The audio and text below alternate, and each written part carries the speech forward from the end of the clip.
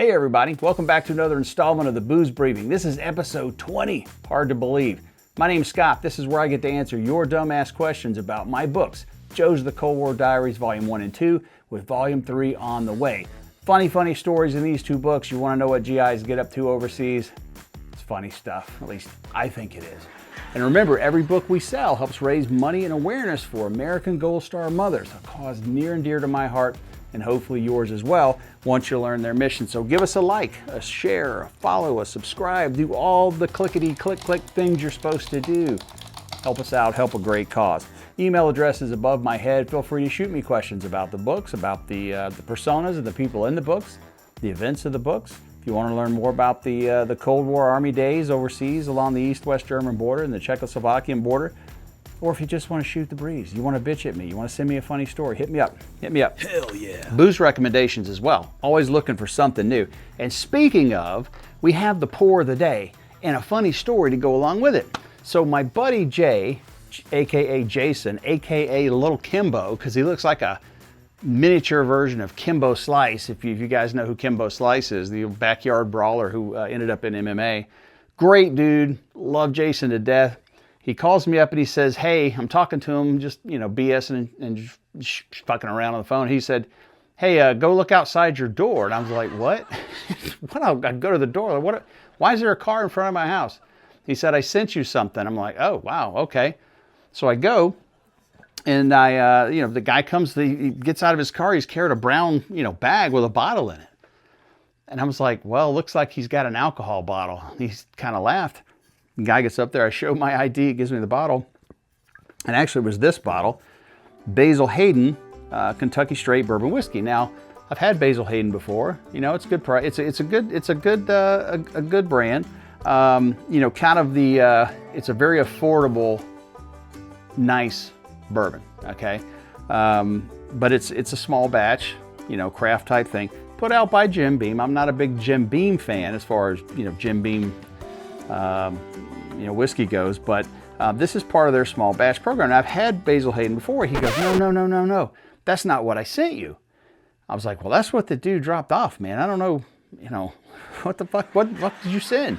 He said, I sent you Basil Hayden Toast, soaked in a toasted char barrel. And I was like, well, that's not what they sent me. He's like, damn it. Hangs up, he calls him and bitches him out. Same guy shows up 20 minutes later. He's got this bottle and he hands it to him. He looks at me, he looks at the address. He's probably thinking, God, you finished that other bottle already? You're alcoholic. Anyway, so yeah, this is the pour of the day. Basil Hayden Toast, Kentucky Straight Bourbon Whiskey, artfully aged. Now, I started reading about this artfully aged business, okay? There are some rules and parameters with how whiskeys and bourbons have to state their age, okay? And technically, because it is a straight bourbon whiskey, and I get the rule, I may get these rules mixed up because they're a little complicated, but I believe it's at least 2 years. But if it's less than 4, they have to actually tell you, how many years it is. And for Kentucky, I think it's either 1 year or 2 years aged in Kentucky. I could be right, something like that. But they say artfully aged. They don't actually tell you it's a no age statement brand. So I'm not really sure if they're playing by the rules or if I'm misunderstanding the aging rules. I don't know what they have to claim. It's only 80 proof, which makes it, in theory, a great sipper. So yeah, we're gonna try this out here. Basil Hayden Toast, which I've never had. Same proof as the regular Basil Hayden. Oh boy, I think I'm in love. Here we go. Let's see. Good smell to it. Let's see here. We'll pour this on here, let it season on the ice just a wee little bit there. All right, Basil Hayden Toast. I'm kind of liking that. It's a little bit more rye in the Basil Hayden than some of the other, like Knob Creek and things like that. Let's see what else we got. So it's it's a unique mash bill that replaces traditional rye with brown rice. I'm sorry, this is the toast. Finished in toasted flash charred oak barrel. So smells like liquor. Oh, it smells really, boy, that smells really, really good. that 80 proof is a really nice spot if you like sipping, right? I think so. So anyway, challenge is still going on. If we get to 1,000 followers on YouTube or Facebook, not both combined, I'm gonna eat this 1989 potatoes au gratin MRE side item that was the last thing in my rucksack in 1989 when I left the service. And before you start telling me, oh, it's an MRE, it'll keep, well, they're not supposed to last that long. Despite what people say, they weren't supposed to last this long. 5-10 years tops back then.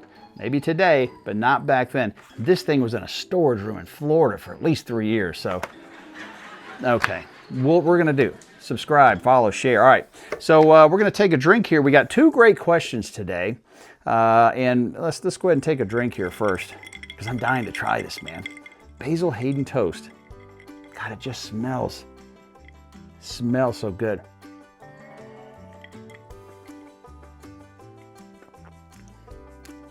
Ooh. Oh boy.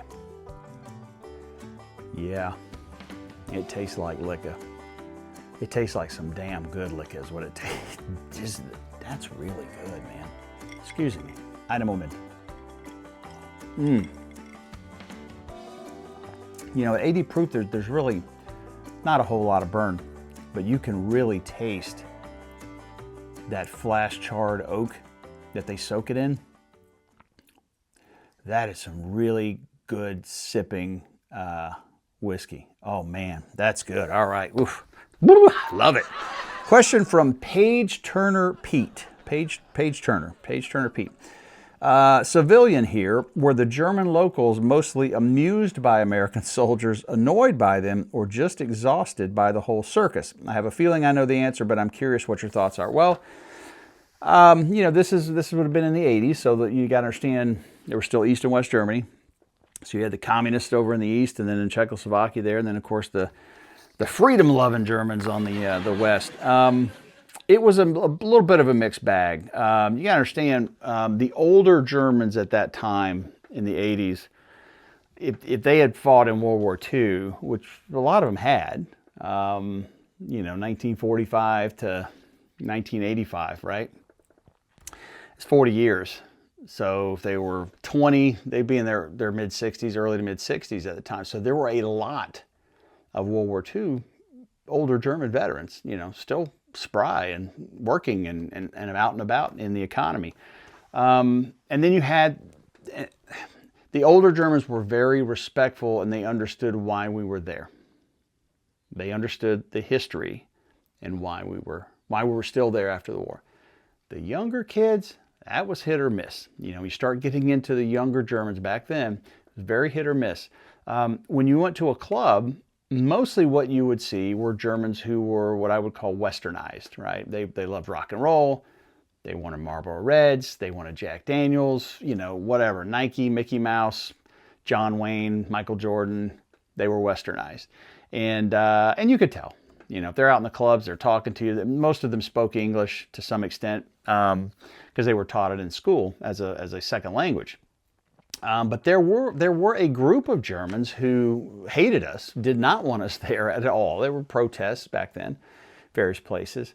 You know, so it was a little bit of a hit and miss. But in Schweinfurt in particular, I don't really recall there being much of a problem. I do think the Germans got tired of our bullshit, though. Not so much the bar shenanigans, like, you know, if we got arrested by the Polizei or whatever. The older Germans weren't out at rock and roll clubs and stuff like that. So that was mostly, you know, a younger person's game. But, you know, like when the guy went and stole the farmer's goat in the first book and took it back to the barracks like that, you know, that kind of shit. Yeah, they did not enjoy all that kind of stuff. I think some of them were amused. I remember this one time, you know, if you went out on a Friday night in Schweinfurt, you had your pick of bars. There was probably 30 fucking Joe bars in Schweinfurt back then. You know, Maggie's, Green Goose, Jackpot, Zaffons, Club Eastwood, Pils Quella. I mean, it just truck stop. I mean, it just went on a Subway. There's so many of them. And they all had American names because they wanted, you know, Joe's to go in there. But this one night, a buddy and I, Littleton, we decide, hey, let's go to a German, like a real German place. Like, get away from the Joe bars, right? You don't want to go in there with a bunch of knuckleheads from, you know, 1st of the 30th Infantry or whatever, or the artillery guys or other tankers. Like, fuck it, let's just go find some hole-in-the-wall German place where there's real Germans, you know, just old guys sitting around, you know, drinking beer. So we go to this place, and we're sitting there at the bar, having a good time, just me and him just talking to each other. And as the beer starts flowing, these older guys that were in their 60s at the bar would start loosening up a little bit. And turns out some of them had been soldiers in World War II.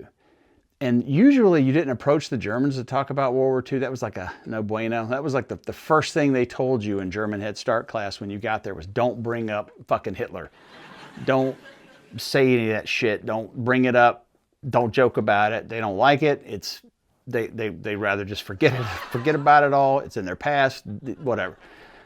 These guys would open up because they realize they're talking soldier to soldier, right? And it's more, you know, you're buying him a beer, he buys you a beer, and you're just sitting there talking, and you realize that they're Joes too. Different time, different ideology perhaps, but they were getting up to goofy shit too. And it was just kind of revealing to have that sort of interaction with those Germans.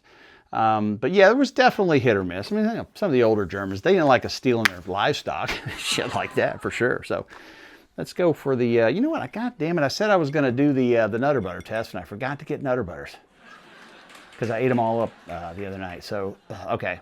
So this is the last time I'm not going to do the Nutter Butter test. The next time I do it, I'm going to have Nutter Butters on the show. I'm telling you, it sounds disgusting, but it's an amazing thing when I explain it to you, and I tell you the funny story behind it. So we'll circle around. Let's take another drink here, though.